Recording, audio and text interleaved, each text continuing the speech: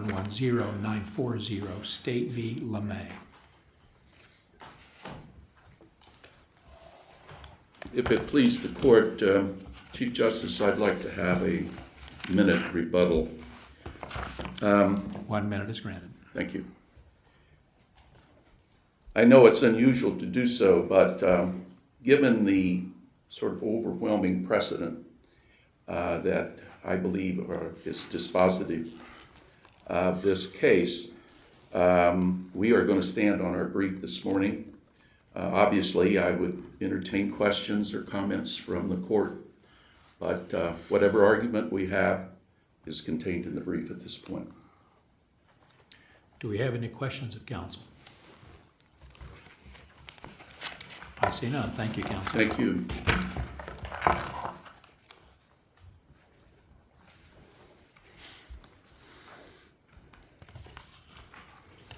May it please the court, Cheryl Lidke, Chief Deputy District Attorney on behalf of the state of Kansas. We are asking that this court affirm the lower court's summary denial of the defendant's motion to correct an illegal sentence. And just to be clear, we're talking about the motion that was filed on October 5th, 2011. Because we think that the record conclusively showed that he was not entitled to any relief in that motion. It was somewhat hard to understand what part of his sentence he was claiming was illegal. As you're aware, he was convicted on 2 counts of felony murder and then manufacturing methamphetamine. He got the statutory sentence, or the sentence that was outlined in the statute for the felony murder, which was life with the hard 15 at the time. And then he got an underlying sentence of 51 months on the manufacturing charge, which ran concurrent with the life sentence and has already been served. So the sentences that he got were conformed with the applicable statute for the sentences on felony murder and manufacturing meth. They were not ambiguous. And I think the only argument that the defendant attempts to make in his appeal is that the court lacked jurisdiction to impose those sentences. But the arguments that he makes for that claim, we don't believe rise to really a claim of lack of jurisdiction.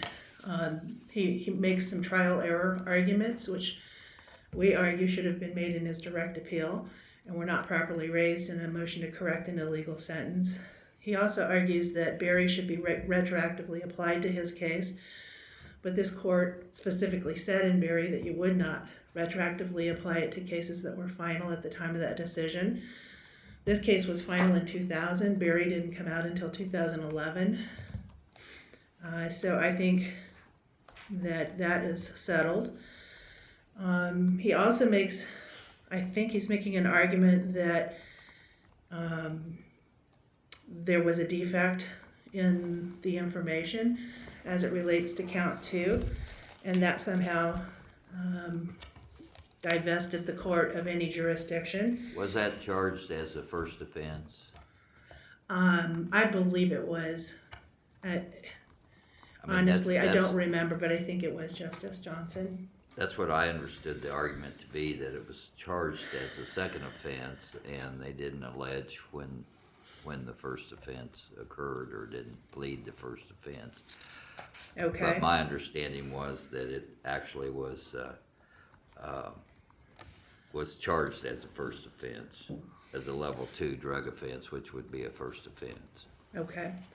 But you don't have any information one way or another on how it was charged? I didn't bring the underlying criminal information with me. I'm sorry. I should have known that because I tried the case. I think it was charged as a first-time offense. But in any case, we believe he's procedurally barred from raising that in a motion to correct an illegal sentence. And why shouldn't we do the liberal construction and treat it as a 1507?